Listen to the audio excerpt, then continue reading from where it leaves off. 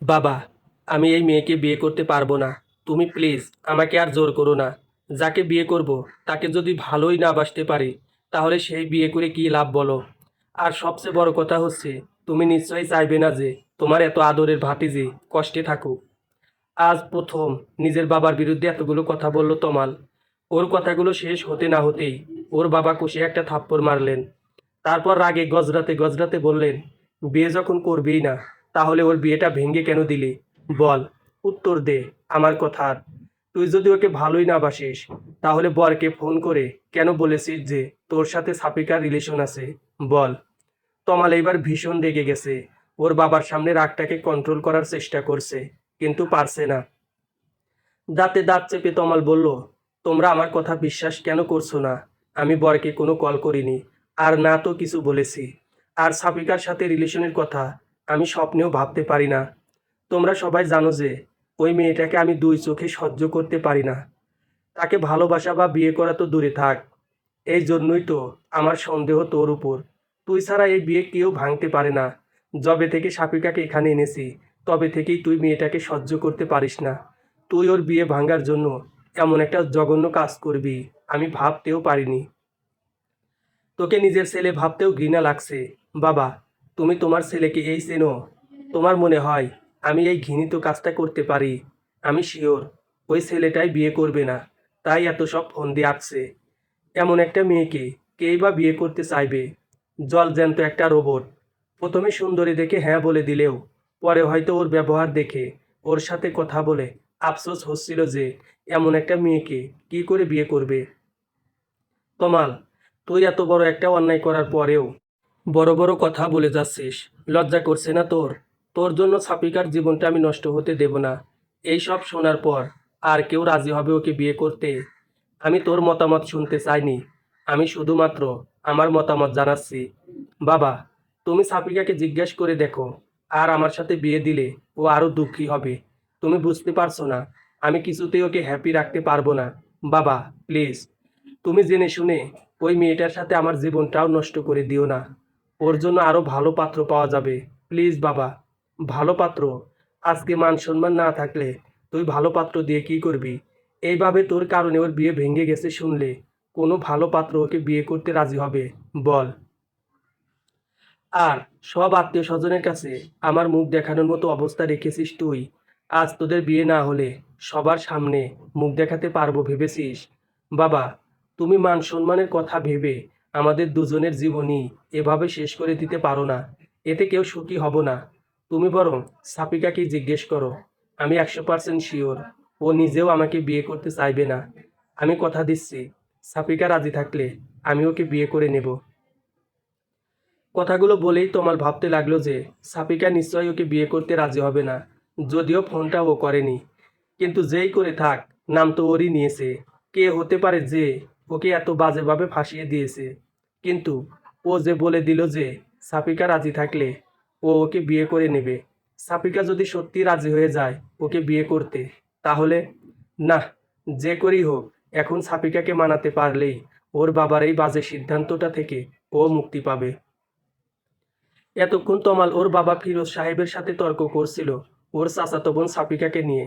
সাপিকা গ্রামের মেয়ে, ওদের ওখানে নর্মাল একটা কলেজ থেকে অনার্সটা কমপ্লিট করেছে।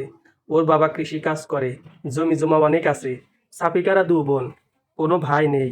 ওর ছোট বোন সানিয়া এইবার কলেজে উঠল। তমালের বাবা ভাতিজিকে নিজের কাছে এনেছিল বিয়ে দেওয়ার জন্য। পাত্র ব্যাংকে চাকরি করে, সব কিছু ঠিকঠাক ছিল। কিন্তু কেন জানি তমাল সাপিকাকে দেখতেই পারতো না। এই কথাটা সবাই জানতো, কিন্তু আজ সাপিকার বিয়ে ছিল। হঠাৎ বরের বাবা ফোন করে জানায় যে তমাল নাকি উনাদের ফোন করে জানিয়েছে যে সাপিকার সাথে তমালের সম্পর্ক ছিল। শুধু তাই নয়, তমাল নাকি এটাও জানিয়েছে যে সাপিকা প্রেগন্যান্ট। শেষের কথাটাই এক কান দুই কান হতে হতে সবার কাছে পৌঁছে গেছে। সবাই এসব নিয়েই আলোচনা করছে। তমালের ভাষ্য মতে এই ফোনটা ও করেনি, কিন্তু ওর বাবার বিশ্বাস যে এই ফোনটা ওই করেছে।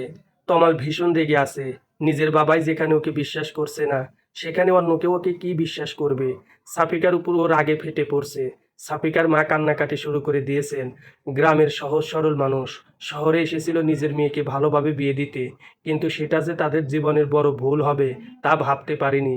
সবাই জানে যে এসব মিথ্যা, কিন্তু আত্মীয়দের মুখ কি করে বন্ধ করবে? সবাই সাফিকাকে সি সি করছে।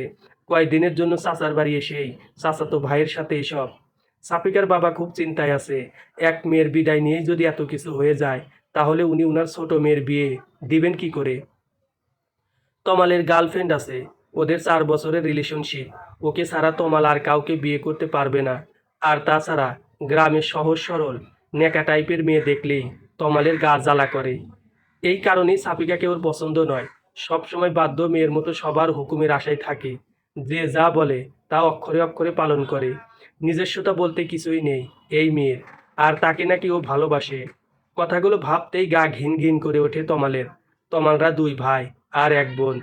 ওর ভাই তুষার মাস্টার্স করছে, আর ছোট বোন তরি সানিয়ার সমান। তবে কলেজে উঠলো। তমালরা মাঝে মধ্যে গ্রামে যেত। তবে সাফিকা এই প্রথম ওদের বাসায় এসেছিল। এর আগেও তমাল সাফিকাকে পছন্দ করতো না। কেমন যেন মরা মরা টাইপের মনে হয় সাফিকাকে ওর। হঠাৎ সাফিকার মায়ের কান্না বেড়ে গেল। সবার ছোটাছুটিও বেড়ে গেল। তমাল আর ওর বাবাও সেদিকে ছুটে গেল। সাফিকা ঘরের দরজা লাগিয়ে দিয়েছে। কারো বুঝতে বাকি রইল না যে ও কি করতে চলেছে। তমালের বাবা তমালকে শাসাতে লাগলো, যদি সাফিকার কিছু হয়ে যায় আমি তোকে কখনো ক্ষমা করব না। আমি ভুলে যাব যে তুষার ছাড়া আমার আরেকটা ছেলে ছিল। তমাল সবার সাথে দরজায় ধাক্কা দিতে লাগলো আর বলতে লাগলো, সাফিকা, তুমি কি পাগল হয়ে গেছো? মানুষের কথায় নিজের জীবন কেন শেষ করতে চাচ্ছ তুমি? আমি বলছি, দরজা খোলো। দেখো, তুমিও জানো আর আমিও জানি যে আমাদের মধ্যে কোনো সম্পর্ক নেই। তাহলে তুমি কেন নিজেকে শেষ করে দিতে চাইছো? টেস্ট করালেই তো সব প্রমাণ হয়ে যাবে। কিন্তু ভিতর থেকে কোনো সাড়া না পেয়ে সবাই আরো বেশি চিন্তা করতে লাগলো। সবাই দরজা ভাঙার প্রস্তুতি নিতে লাগলো। তমালের বাবা তখন বলতে লাগলেন, সাফিকা মামুনি, তুই দরজা খোল। তমালই তোকে বিয়ে করবে। আমার বাড়ি থেকে তোর কোনো অসম্মান আমি হতে দেব না। আমি কথা দিচ্ছি, আজ থেকে তুই এ বাড়িতেই থাকবি। আমিও দেখব কে তোকে অসম্মান করে কথা বলে। আমি বেঁচে থাকতে কেউ তোকে একটা কথাও শোনাতে পারবে না। তমাল রাজি হয়েছে। ও বলেছে যে তুই রাজি থাকলেই ও তোকে বিয়ে করবে। আমাদের আর টেনশন বাড়াস না মা, দরজাটা খোল। ফিরোজ সাহেব কথাগুলো বলার সাথে সাথে সাফিকা দরজা খুলে বের হয়ে আসলো। বউয়ের সাজে পুরো অপসপরির মতো দেখতে লাগছে সাফিকাকে। এইরকম একটা মেয়ের বিয়েতেও যে এত কাহিনী হতে পারে তা কে জানতো। এতক্ষণ সবাই এটা নিয়ে কানাঘুষা করছিল যে তমালের মতো একটা ছেলে এমন একটা জঘন্য কাজ কি করে করতে পারলো, তাও আবার নিজেরই চাচাতো বোনের সাথে। আর এখন বিয়েও করতে চাইছে না। কি ছেলে রে বাবা! অথচ যখনই শুনেছে যে তমাল সাফিকাকে বিয়ে করতে রাজি হয়েছে, তখনই আবার বলতে শুরু করলো, দেখেছো, আজকালের ছেলে মেয়েদের কাজকর্ম, পাপ করে আবার স্বীকারও করে। আরে ভাই, বিয়েই যখন করবি আগে জানালেই পারতি। পারিবারিকভাবেই বিয়ে দিয়ে দিত। এত নাটক করার কি দরকার ছিল? আসলে মানুষের কাজই হচ্ছে অন্যের সমালোচনা করা। কে কেমন তা না জেনে সবাই মন্তব্য করা শুরু করে। ঘটনাটা আদৌ সত্য কিনা তা যাচাই করার প্রয়োজনও বোধ করে না। সাফিকা বের হতেই ওর মা বাবা ওর কাছে ছুটে গেল। ওর মা কান্না করতে করতে ওকে জড়িয়ে ধরে বলল, মা, তুই আমাদের কথা না ভেবেই কি করতে যাচ্ছিলি? তুই যদি এমন করিস আমাদের কি হবে বল? তুই না আমাদের সাহসী কন্যা। আমি জানি মানুষের কথায় তুই এমন কোনো কাজ করবি না। আমি কালকেই তোকে গ্রামে নিয়ে যাব। তুই যা চাস তাই হবে। সাফিকা এক ফোঁটা কান্নাও করেনি। বরপক্ষ আসবে না শোনার পর থেকে চুপ হয়ে আছে। একটু আগেই ও যখন দেখলো যে ওর জন্য ওর চাচা নিজের ছেলের সাথেই তর্ক করছেন, তখন ব্যাপারটা ওর কাছে খুব খারাপ লাগছিল। তাই দরজা বন্ধ করেছিল একটু একা থাকার জন্য। কিন্তু সবাই যে উল্টাপাল্টা ভাববে এটা ওর মাথাতেই আসেনি। ওর মায়ের থেকে নিজেকে ছাড়িয়ে নিয়ে সাফিকা বলল, মা, তোমরা কি ভাবছিলে বলো তো? আমি কেন সুইসাইড করব? আমি তো কোনো দোষ করিনি। যে দোষ করেছে শাস্তি তো তার পাওয়ার কথা। আর তোমার কি মনে হয় এখন গ্রামে গেলেই সব ঠিক হয়ে যাবে? এই খবরটা কি গ্রামে পৌঁছায়নি? সমস্যা থেকে পালালেই তার সমাধান হয়ে যায় না। সমস্যাকে মোকাবেলা করতে হয়। এটা আমার জীবন, আমার সমস্যা, তাই সমাধানটাও আমাকেই খুঁজতে হবে। তোমরা একদম চিন্তা করো না। সাফিকার মুখে এমন কথা শুনে নিন্দুকেরা আরও কানাঘষা শুরু করে দিল। কিন্তু সাফিকার সেদিকে কোনো ভ্রুক্ষেপ নেই। ও সোজা তমালের সামনে গিয়ে দাঁড়ালো। সাফিকার মাত্র বলা কথাগুলো শুনে তমাল যেন হা হয়ে গেছে। ও কল্পনাও করতে পারেনি যে সাফিকা এত সুন্দর করে গুছিয়ে কথা বলতে পারে। তমাল এটা ভেবে খুশি হলো যে সাফিকা নিশ্চয়ই খুব বুদ্ধিমতী একটা মেয়ে হবে, আর ও নিশ্চয়ই নিজের জীবন নষ্ট করার জন্য তমালকে বিয়ে করতে চাইবে না। কারণ ফোনটা তমাল না করে থাকলেও সবাই জানে যে ফোনটা ওই করেছিল। সে অনুযায়ী ওর মতো একটা ছেলেকে সাফিকা নিশ্চয়ই বেছে নেবে না বিয়ে করার জন্য। ওর জীবনের সমস্যা ও নিজেই সলভ করবে। কিন্তু সাফিকা ওর দিকে যতই এগিয়ে আসছে, তমালের হাত বিট ততই বাড়ছে। সাফিকাকে ও একটা নরম মেয়ে ভেবেছিল, কিন্তু ও তো একটা সাহসী মেয়ে বলেই মনে হচ্ছে এখন। সাফিকা তমালের একদম সামনে এসে থেমে গেল। তমাল ভাবছে যে এইবার হয়তো সাফিকা ওকে একটা থাপ্পড় দিয়ে জানতে চাইবে যে ও ওর সাথে এমনটা কেন করলো। কিন্তু সাফিকা ওকে অবাক করে দিয়ে জিজ্ঞেস করলো, আপনি কি সত্যি আমাকে বিয়ে করতে রাজি হয়েছেন? সাফিকার মুখ থেকে কথাটা শুনে তমাল কি বলবে বুঝে উঠতে পারছে না। আজ প্রথম সাফিকার এমন ব্যবহার দেখে এমনিতেই বিস্মিত হয়ে গেছে ও।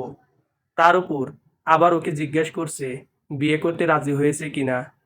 মেয়েটি আসলে কি চাইছে বুঝতে পারছে না তমাল। সাফিকা সবার সামনে ওকে এমনভাবে কথাটা জিজ্ঞেস করছে যেন ও নিজেও এটাই চাচ্ছিল। তমালকে চুপ থাকতে দেখে সাফিকা আবার বলল, দেখুন, আমি আপনাকে জোর করছি না। আপনি যদি সত্যিই আমাকে বিয়ে করতে চান, আমার কোনো আপত্তি নেই। আমি আপনাকে বিয়ে করতে রাজি আছি। আপনি আরেকটু ভেবেচিন্তে তারপর সিদ্ধান্ত নিন। শুধুমাত্র সবার জোরাজুরিতে আপনি আপনার জীবনের এত বড় কোনো সিদ্ধান্ত নিন, এটা আমি চাই না। আমি আবারও জানতে চাইছি, আপনি কি সত্যিই আমাকে বিয়ে করতে চান? তমাল রাগে ফুঁসতে ফুঁসতে বলল, তুমি তো রাজি হবেই। আমার তো মনে হয় যে এসব কিছুর পিছনে তোমারই হাত আছে। এক মিনিট, সত্যি তো এসব তোমার প্ল্যান নয়? না মানে, আমাকে বিয়ে করার জন্য তুমি এসব করনি তো? আমার তো এখন তোমাকেই সন্দেহ হচ্ছে। আমার পুরো পরিবারকে বশ করে নিয়ে আমাকেই তাদের কাছে খারাপ বানাচ্ছ। আপনার বুদ্ধির তারিফ করতে হয় মিস্টার তমাল। আমাকে কি মনে হয় আপনার? আমি কি এতটাই বোকা যে খাল কেটে কুমির আনবো? আর আপনাকে বিয়ে করার যদি আমার এতই শখ থাকতো, তাহলে কি আমার নিজের বিয়ে ভেঙে এত নাটক করতাম? নিজের আর পরিবারের মান মর্যাদা খুইয়ে এই কাজটা করতে হতো না। বড় আব্বুকে বললেই কাজটা হয়ে যেত। আপনার কি মনে হয় বলুন তো? বড় আব্বুকে বললে তিনি কি আমার কথা ফেলতে পারতেন? এমনও তো হতে পারে যে তুমি। এটুকু বলতে না বলতেই পাশ থেকে ওর বাবা ওকে ধমক দিয়ে উঠলেন। তারপর বললেন, তমাল, তোর কি মাথা খারাপ হয়ে গেছে নাকি? কি সব আবল তাবল বলছিস? তুই বলেছিলি যে সাফিকা রাজি হলে তুই ওকে বিয়ে করবি। এইবার তো ওর মতামত শুনলি। আমি আর সময় নষ্ট করতে চাই না। এমন সময় তুষার এসে বলল, বাবা, কিছু মনে না করলে একটা কথা বলতাম। না মানে, ভাইয়া সাফিকাকে পছন্দ করে না। তুমি না হয় জোর করে ওদের বিয়ে দিলে, কিন্তু তারপর? তারপর কি হবে? তুমি কি একবারও সেটা ভেবে দেখেছো? ওরা কখনো সুখী হবে না। তাহলে জোর করে এই বিয়ে দেওয়ার কি মানে হয়? আমি বলছিলাম যে ভাইয়াকে কেন জোর করতে হবে? আমি তো আছি। যদি তোমাদের কারোর কোনো অমত না থাকে তো। আর সবচেয়ে বড় কথা, সাফিকা রাজি হলে। মাথা নিচু করে কথাগুলো বলা শেষ করেই তুষার সবার মুখের দিকে তাকায়। তমাল যেন আলোর দিশা খুঁজে পায়। কিন্তু ওর বাবার হুংকারে সম্বিত ফিরে পায় দুই ভাই। তোমরা কি ভুলে যাচ্ছ যে তোমাদের বাবা এখনো বেঁচে আছে, আর সে তোমাদের সামনেই আছে? তুষার, তুই এর মাঝে নাক গলাবি না। আর তমাল, ছোট ভাইকে দেখে শিখতে হবে তোর। ওর যেটুকু আত্মসম্মান বোধ আছে তোর সেটুকু নেই। আমার সিদ্ধান্তই শেষ সিদ্ধান্ত। বেশি কথা না বলে বিয়ের জন্য তৈরি হয়ে যা। তারপর তমাল ওর অনিচ্ছা সত্ত্বেও সাফিকাকে বিয়ে করে নিল। নিজের বাবা আর সাফিকাকে ওর চরম শত্রু মনে হচ্ছিল। আস্তে আস্তে সবকিছু স্বাভাবিক হয়ে গেল। আত্মীয়রা সবাই এক এক করে চলে যেতে লাগলো। সাফিকার পরিবার আর ওর একমাত্র ফুপুর পরিবার রয়ে গেল। বাকি সবাই চলে গেল। রাত 10টার বেশি বেজে গেছে। সাফিকা ওর বোন সানিয়া আর তরির সাথে তমালের রুমে বসে অপেক্ষা করছে। সাফিকা এর মধ্যে বিয়ের শাড়ি পরিবর্তন করে একটা থ্রি পিস পরে নিয়েছে। সানিয়া আর তরি ভয়ে আছে যে তমাল যে আজ সাফিকাকে আরো কি কি কথা শোনাবে কে জানে। ওর যে রাগ। তরি তো তমালকে ভীষণ ভয় পায়। ওর সামনে জোরে কথা পর্যন্ত বলে না। অথচ তুষারের সাথে কত ফ্রি। সানিয়া আর সাপিকার সাথেও তুষার অনেক ফ্রিলি কথা বলে। এই কারণে সবাই তুষার ভাইয়া বলতে পাগল। আর তমালের ধারে কাছেও কেউ যায় না ভয়ে। অথচ সেই তমালের জন্যই সাপিকাকে আজ অপেক্ষা করতে হচ্ছে। সাপিকা তরি আর সানিয়াকে উদ্দেশ্য করে বলল, তোরা চলে যা তো এখন, অনেক রাত হয়ে গেছে, গিয়ে শুয়ে পড়। আমিও শুয়ে পড়ি, উনি যখন আসে আসুক। তোদেরকে এত রাত পর্যন্ত কে অপেক্ষা করতে বলেছে বল?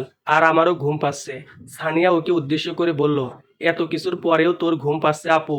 তমাল ভাইয়া তোর সাথে কেমন ব্যবহার করবে তা ভেবে তোর ভয় লাগছে না? আমার তো ভয়ে আত্মা শুকিয়ে যাচ্ছে, তোকে একা ফেলে যেতেই মন চাচ্ছে না। আচ্ছা আপু, তুষার ভাইয়াকে বড় আব্বু মানা কেন করলো? তুষার ভাইয়ার সাথে তোর বিয়ে হলে কত ভালো হতো বল। সানিয়া কথাটা বলতে না বলতেই তমাল রুমে ঢুকতে ঢুকতে বলল, তোমার বড় আব্বুর আমার মাথা খারাপ না করলে যে চলছিল না। সে তো আমার জীবনটা তছনছ করার জন্য উঠে পড়ে লেগেছে। আর সাথে তোমার আপুও। তোমরাও লেগে যাও আমার পিছনে। দেখো আর কি কি নষ্ট করার আছে আমার জীবনে। সানিয়া তো ভয়ে চুপসে গেল, চুপচাপ ঘর থেকে বের হয়ে গেল। তরি যাওয়ার আগে কিছুটা সাহস নিয়ে তমালকে বলল, ভাইয়া প্লিজ সাফিকা আপুকে বকাবকি করো না। এখানে আপুর তো কোনো দোষ নেই। আমি জানি না বাবা এমন সিদ্ধান্ত কেন নিলেন। যাই হোক না কেন সাফিকা আপুকে কষ্ট দেবে না একদম, তাহলে কিন্তু ভালো হবে না। কথাগুলো বলেই তরি ওখান থেকে চলে গেল। তমাল কি বলবে না বলবে বুঝতে পারছিল না। ও কিছু বলার আগেই তরি আর সানিয়া রুম থেকে বের হয়ে গেল। তমাল বিছানার দিকে তাকাতেই দেখতে পেল যে সাফিকা সুন্দর করে ওর বিছানাটা দখল করে শুয়ে আছে। চোখ বন্ধ করে থাকলেও তমাল জানে যে সাফিকা এখনো ঘুমায়নি। তাই ওকে উদ্দেশ্য করে ব্যঙ্গাত্মক সুরে বলল, তোমাকে আমি সহজ সরল একটা মেয়ে ভাবতাম, কিন্তু বিশ্বাস করো তোমার মতো বেহায়া মেয়ে আমি মনে হয় জীবনে দুটি দেখিনি। আমার লাইফটা নষ্ট করে দিয়ে আমারই বিছানা দখল করে শুয়ে আছে। এই মেয়ে, এই, তোমার লাজ লজ্জা বলতে কিছু নেই? এত বেহায়া কেন তুমি? সাফিকা চোখটা খুলে তমালের দিকে তাকিয়ে স্বাভাবিকভাবেই বলল, দরজাটা লাগিয়ে দিয়েছেন কি? না হলে দেখা যাবে কে কখন রুমে ঢুকে পড়েছে। এখন তো এটা আর আপনার একার রুম নয়, এটা আজ থেকে আমারও রুম। বিয়ে করেছি আপনাকে, আপনার রুমটা তো আজ থেকে আমারও। সো নিজের রুমে ঘুমাবো না তো কি এখন অন্য কোথাও গিয়ে ঘুমাবো নাকি? লাইটটা অফ করে দিয়ে শুয়ে পড়ুন। লাইট জ্বালানো থাকলে আমার ঘুম আসতে চায় না। তমাল নিজের রাগটাকে আর কন্ট্রোল করতে পারছে না। সাফিকার দিকে এগিয়ে গিয়ে সাফিকার হাত ধরে টানতে লাগলো আর বলতে লাগলো, এক্ষুনি আমার রুম থেকে বের হয়ে যাবে। তোমার যেখানে খুশি থাকো গিয়ে, আমার রুমে তোমার কোনো জায়গা নেই। তোমার মতো একটা নির্লজ্জ মেয়ের সাথে আমি থাকতে পারবো না।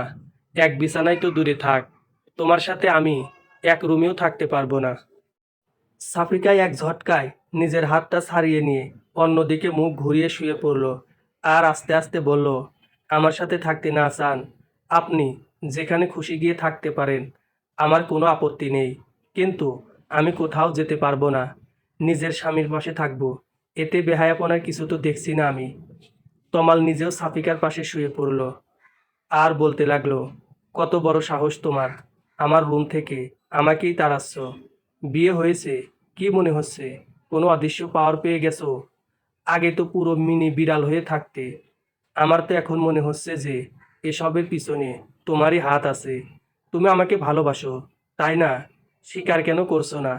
বিয়ে তো করেই নিয়েছো, এইবার অন্তত নিজের ভুলগুলো স্বীকার করো। কথাগুলো বলেই তোমার সাফিকাকে নিজের দিকে ঘুরিয়ে নিল। তারপর সাফিকার চিবুকটা হাত দিয়ে ধরে বলতে লাগলো, এত তেজ কোথায় ছিল বলো তো? তোমার এই তেজ ভাঙ্গাতে না আমার বেশি সময় লাগবে না। তোমার আসল রূপ আমি সবার সামনে এনেই ছাড়বো। Just wait and see. কথাগুলো বলেই তমাল সাফিকার চিবুক ছেড়ে দিয়ে পাশ ফিরে শুয়ে পড়ল। সাফিকা এতক্ষণ তমালের কথা শুনছিল। এইবার সাফিকা কান্না শুরু করে দিল। আজ সারাদিন এত কিছু হয়ে গেছে, তবুও সাফিকা এক ফোঁটা কান্নাও করেনি। কিন্তু এখন ওর কান্নাগুলো যেন আর বাধা মানছে না, দু চোখ ছাপিয়ে আসছে। কান্না করতে করতে সাফিকা বলতে লাগলো, কেন সবাই আমাকেই দোষ দিচ্ছে বলুন তো? আপনি বরপক্ষকে ফোন করেছিলেন, আপনি বলেছেন যে আমি নাকি প্রেগনেন্ট। এ কথা শুনে কেউ আপনাকে কিছু বলেছে? একবারও আপনার দোষ দিয়েছে? কিন্তু আমাকে বলেছে, সবাই বলেছে যে আমি একটা দুশ্চরিত্রা মেয়ে, যে কিনা চাচার বাড়িতে 2 দিনের জন্য এসেই নিজেকে কন্ট্রোল করতে পারিনি। এমনকি আরও কি কি বাজে কথা বলেছে যা আমি ভাষায় প্রকাশ করতে পারবো না। কিন্তু আপনাকে কেউ বলেছে দুশ্চরিত্র, কেউ বলেছে যে ছেলেটা নিজেকে সামলাতে পারেনি, বলেনি কারণ আপনি ছেলে। ছেলেরা নাকি এমনি হয়, কিন্তু মেয়েদের নাকি মানিয়ে চলতে হয়। আমার শুধু বিয়েটা ভাঙেনি, আমার সম্মান, আমার বাবা মায়ের সম্মান সব কিছু আপনি ধুলোয় মিশিয়ে দিয়েছেন। তারপরেও আমি আপনাকে বিয়ে করেছি শুধুমাত্র আমার বাবা মায়ের মুখের দিকে তাকিয়ে। আমার বাবা মা নিজের মান সম্মান বাঁচাতে আমাকে এখানে নিয়ে এসেছিল, কিন্তু কি লাভ হলো বলুন? সেই মান সম্মান তো ধুলোর সাথেই মিশে গেল। আমাকে বিয়ে দেওয়ার জন্য এখানে কেন আনা হয়েছিল আপনি কি জানেন? তমাল এতক্ষণ সাফিকার কান্না করা দেখছিল আর মনোযোগ দিয়ে ওর কথাগুলো শুনছিল। মেয়েটা নিজের সব দুঃখ কষ্ট চেপে রেখে তমালকে বিয়ে করেছে, অথচ তমাল সেই তখন থেকে ওকেই দোষ দিয়ে যাচ্ছে। কিন্তু তমাল ফোন করেনি। সাফিকাও যদি কাউকে দিয়ে ফোন না করিয়ে থাকে, তাহলে ফোনটা কে করলো? বরপক্ষকে। তমাল কিছুতেই এটা মিলাতে পারছে না। তমালকে চুপ থাকতে দেখে সাফিকা আবার বলতে লাগলো, কি হলো এখন? এমন ভাঙ্গা রেডিওর মতো থেমে গেলেন কেন? উত্তর দিন। আপনি জানেন না, তাই না? এই বাসার প্রত্যেকটা মানুষ হয়তো জানে আমাকে এখানে কেন আনা হয়েছে, কিন্তু আপনি এখনো জানেন না। আপনি এত আজীব মানুষ কেন বলুন তো? কেউ আপনাকে জানায়নি নাকি? আপনি নিজেই শোনার প্রয়োজন বোধ করেননি? এখনো কি জানতে চান না? তমাল বুঝতে পারছে না যে ওর কি বলা উচিত। এমন পরিস্থিতিতে ও এর আগে কখনো পড়েনি। আকাশ পরিমাণ রাগ নিয়ে রুমে ঢুকেছিল, অথচ এখন মনে হচ্ছে সাফিকার কথাগুলো শুনে ওর সব রাগ গলে পানি হতে শুরু করেছে। এমন তো হওয়ার কথা ছিল না। সাফিকা এতবার ওকে প্রশ্ন করে যাচ্ছে, অথচ ও চুপ করে শুধু শুনেই যাচ্ছে। কথা বলতে যেন ভুলে গেছে ও। না শুনে কি উপায় আছে? আমি চাইলেও তুমি শোনাবে, আর না চাইলেও তুমি শোনাবে। তার থেকে বলেই ফেলো তোমার কাহিনী। বাবা সেদিন বলেছিল কি যেন? আমি অতটা মনোযোগ দিয়ে শুনিনি। সবাই কথা বলছিল, তোমার কোনো কথা শোনার কোনো আগ্রহ আমার ছিল না, তাই শোনা হয়নি। আজ তো না শুনলে তুমি আমাকে ঘুমাতে দেবে বলে মনে হয় না। সাফিকা কান্না করতে করতে তমালের শার্টের সাথে নাক মুখ মুছতে থাকে। তমাল সরে যেতে চাইলেও পারে না। সাফিকা টেনে ধরে ওর নাকের পানি, চোখের পানিগুলো তমালের শার্টে মুছতে থাকে। তমাল নাক ছিটকায়, তবে সরতে পারে না। সাফিকা যে ওর শার্টটাকে টিস্যু বানিয়ে ফেলেছে তা বুঝতে বাকি রইল না। সাফিকার ক্ষণে ক্ষণে রং পাল্টাতে দেখে তমাল নিজেও হতবাক হয়ে গেছে। মেয়েদের কান্নাকে হয়তো এই কারণেই মায়া কান্না বলে। তমালের মতো মানুষও ওর নেকা কান্নার কাছে হেরে গেছে। আমাদের গ্রামেও একজন আমার বিয়ে ভেঙে দিচ্ছিল শুধু। আমাদের গ্রামের চেয়ারম্যানের ছেলে। সে আমার বাড়িতে বিয়ের জন্য প্রস্তাবও পাঠিয়েছিল, কিন্তু এসএসসি পাস একটা ছেলের সাথে অনার্স পাশ করা একটা মেয়ের বিয়ে কে কোনো বাবা মা দিতে চায়? আর ওই ছেলেটাকে আমার একদম পছন্দ নয়। সারা দিন রাত আড্ডা নিয়ে থাকে আর বাপের টাকায় ফোটানি। অমন ছেলেকে আমি কেন? কোনো ভালো মেয়ে বিয়ে করতে চাইবে না। কিন্তু ওই যে জোর যার মুল্লুক তার, যে বিয়ে ভাঙ্গা বন্ধের জন্য আমাকে এখানে আনলো, সেই এখানে এসেও একই অবস্থা, তাও আবার বিয়ের দিন আরেক ধাপ এগিয়ে। তমাল এতক্ষণ মনোযোগ দিয়ে ওর কথা শোনার পর বলল, তাহলে তোমার বিয়ে ভাঙ্গার জন্য আমাকে কেন দোষারোপ করছো? সবাই, এটা তো সবাই জানো যে বিয়েটা কে ভেঙেছে। আমাকে এর মধ্যে জড়ানোর কি খুব বেশি প্রয়োজন ছিল? এখানে ওরা খোঁজ পাবে কিভাবে? ওরা যাতে আমার খোঁজ না জানতে পারে, সেই জন্যই তো আমাকে এখানে আনা হয়েছিল। তবে কেন জানি আমার মনে হচ্ছে আপনি সত্যি বলছেন। মানে এর পিছনে নিশ্চয়ই অন্য কেউ আছে। কিন্তু কে এসে? আপনি আমাকে হেল্প করবেন খুঁজে বের করতে। আর সে যে শুধু আমার শত্রু তা নয়, কিন্তু সে আপনারও ঘোর শত্রু। না হলে আপনাকে এর মধ্যে জড়াতো না। আমাকে বিশ্বাস করার জন্য থ্যাঙ্কস। অন্তত একজন তো আমাকে বিশ্বাস করেছে। আমি অবশ্যই আসল কালপ্রিটকে খুঁজে বের করব। এত জঘন্য কাজ কে করতে পারে? তাকে তো তার প্রাপ্য পেতেই হবে। কথাগুলো বলার পর তমাল বিছানা থেকে উঠে শার্টটা চেঞ্জ করে একপাশে জড়সড় হয়ে শুয়ে পড়ল। আর ভাবতে লাগলো যে এই কাজটা যদি ওই চেয়ারম্যানের ছেলে না করে থাকে, তাহলে আর কে হতে পারে? ফিরোজ সাহেবের স্ত্রী শিলা ভীষণ রেগে আছেন। আত্মীয়র মধ্যে বিয়ে শাদী ওনার একদম পছন্দ নয়। শোয়ার পর থেকে উনি স্বামীর সাথে এই নিয়ে তর্ক করে চলেছেন। তোমাকে আমি আগেই বলেছিলাম যে এই মেয়েকে এখানে আনার কোনো প্রয়োজন নেই। গ্রামে এত ঝামেলা হচ্ছে, এখানে যে ঝামেলা হবে না তা কে জানে। তুমি তো আমার কোনো কথা শুনবে না। মানবতার ভান্ডার খুলে বসে আছেন, শেষে কিনা ওই মেয়েকে আমার ছেলের কাঁধেই ঝুলিয়ে দিলে।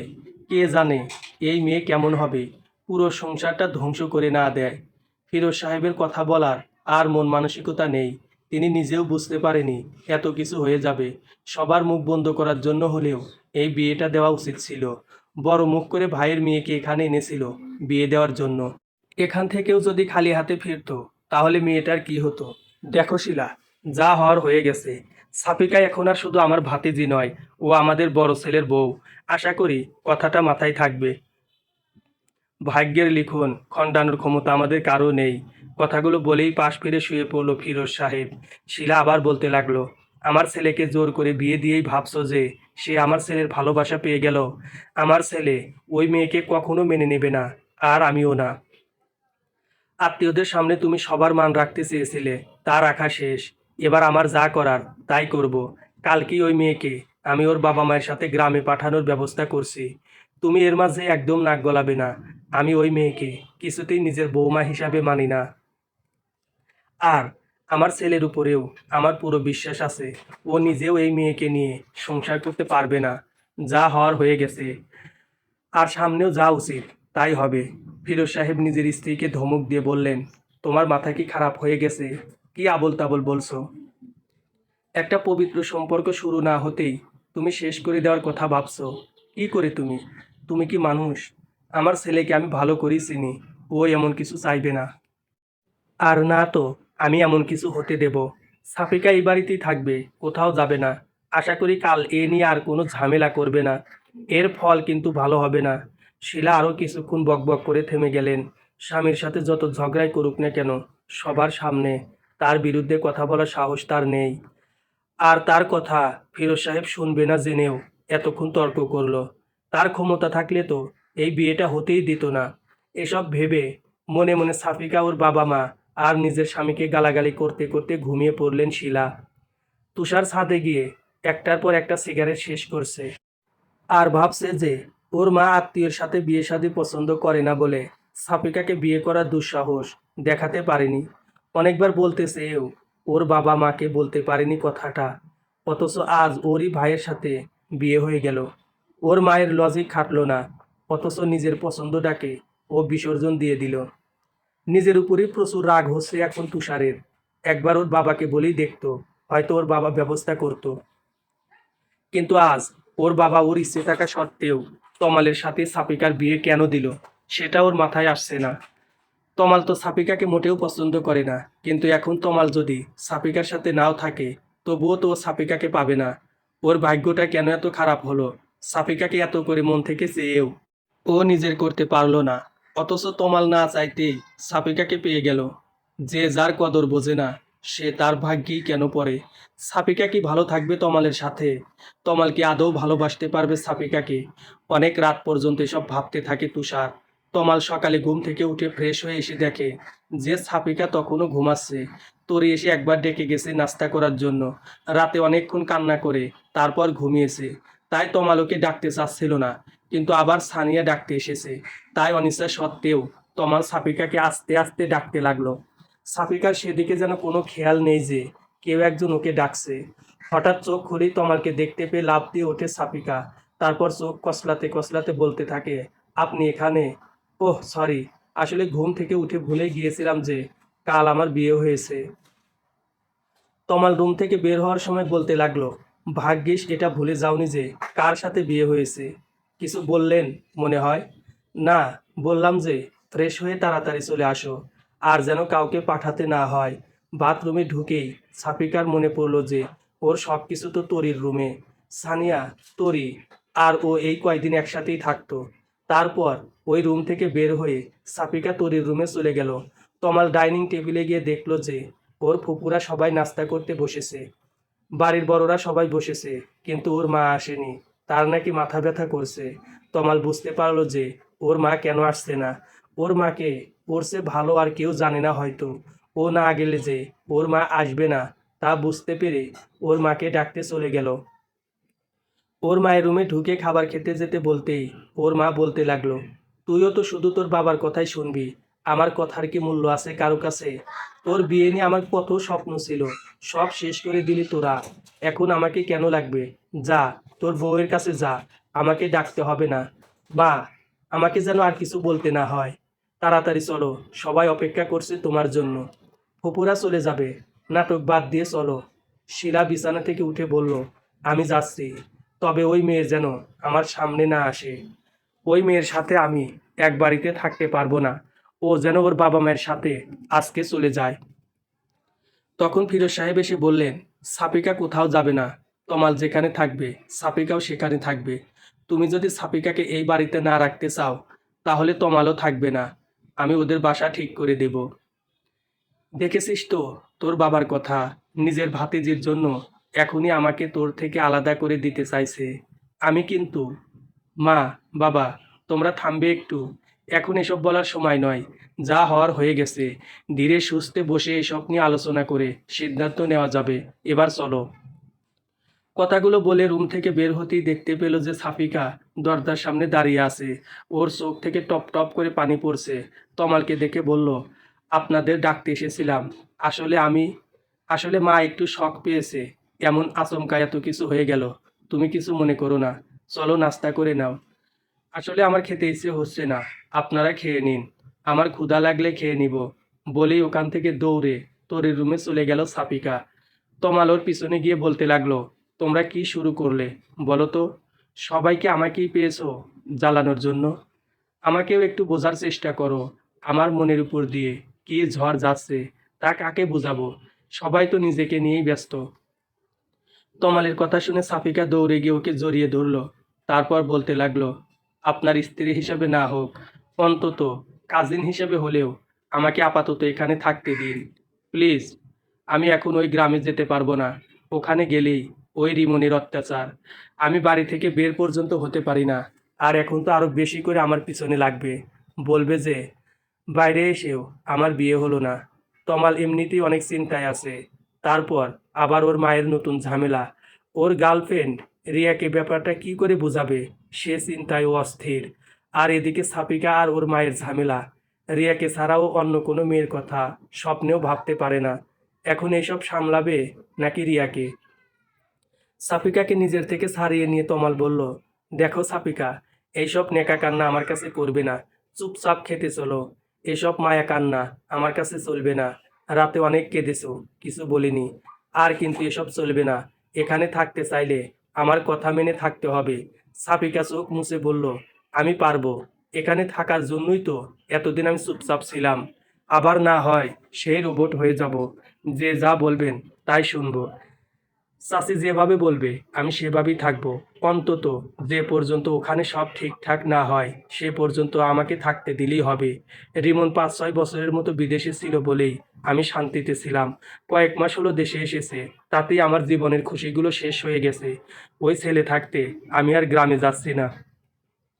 আবার হয়তো বিদেশ চলে যাবে, তখন আমি আবার গ্রামে চলে যাব, কথা দিচ্ছি। আর আমি কখনো আমাকে ভালোবাসার জন্য আপনাকে জোর করব না।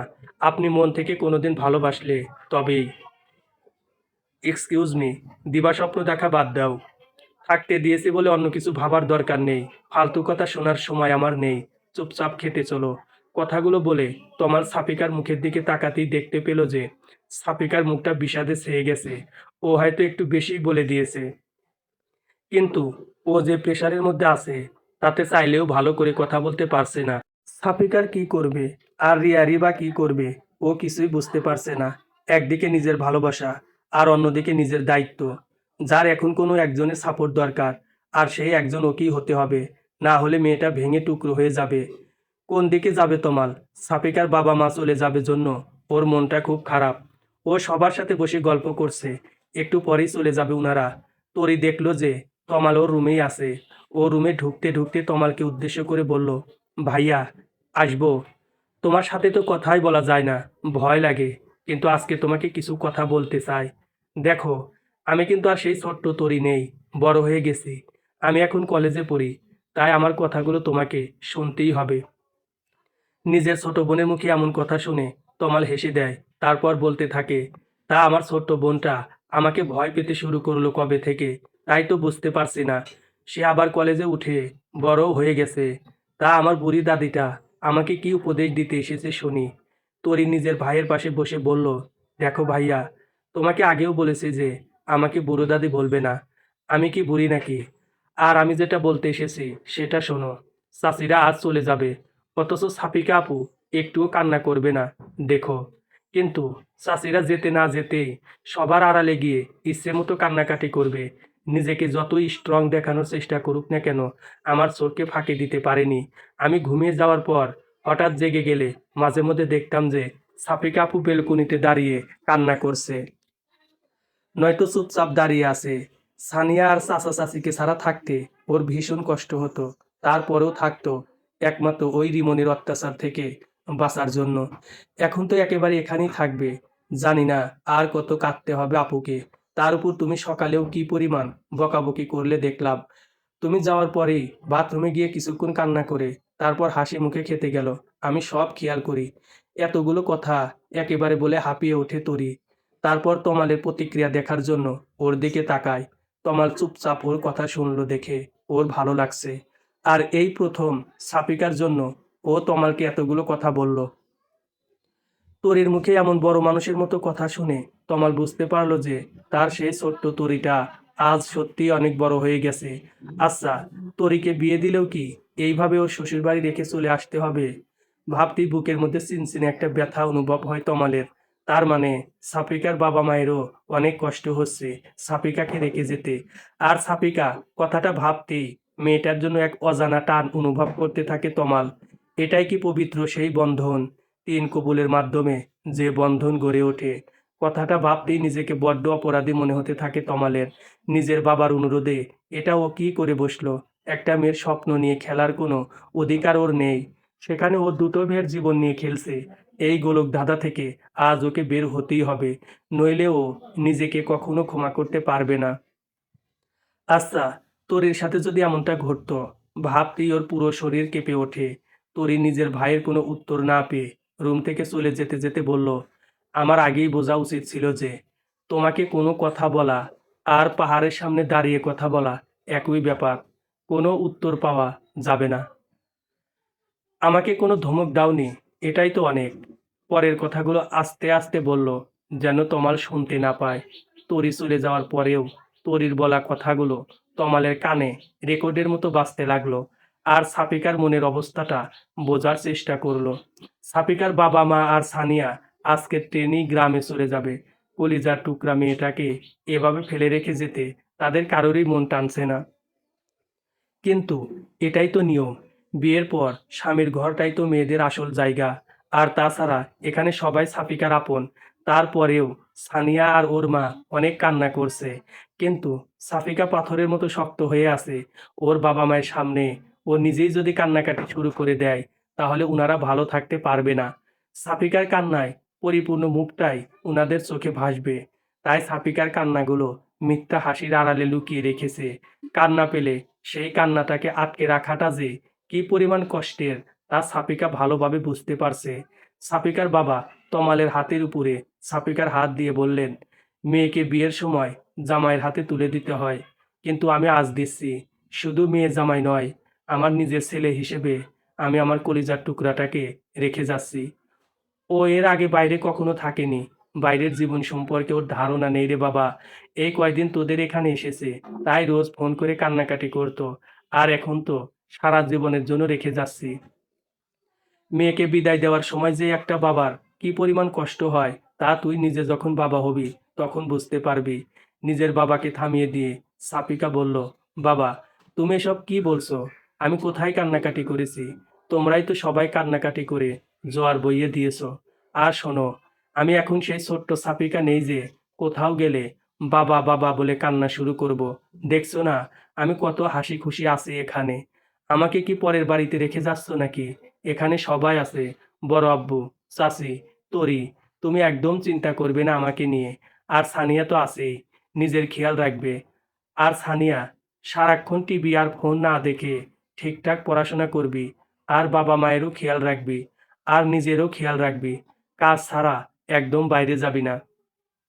আর মা, তুমি নিজেও ঠিকঠাক ওষুধ খাবে আর বাবাকেও খাওয়াবে। খাওয়া দাওয়া ঠিক মতো করবে, একদম অনিয়ম করবে না।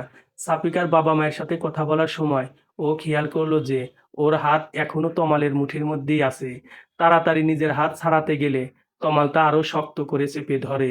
সাফিকা তমালকে বুঝতে পারছে না, এই ভালো ব্যবহার করছে আবার এই খারাপ ব্যবহার করছে। তমালের কোনটা আসল ব্যবহার আর কোনটা নকল তা বুঝতে পারছে না সাফিকা।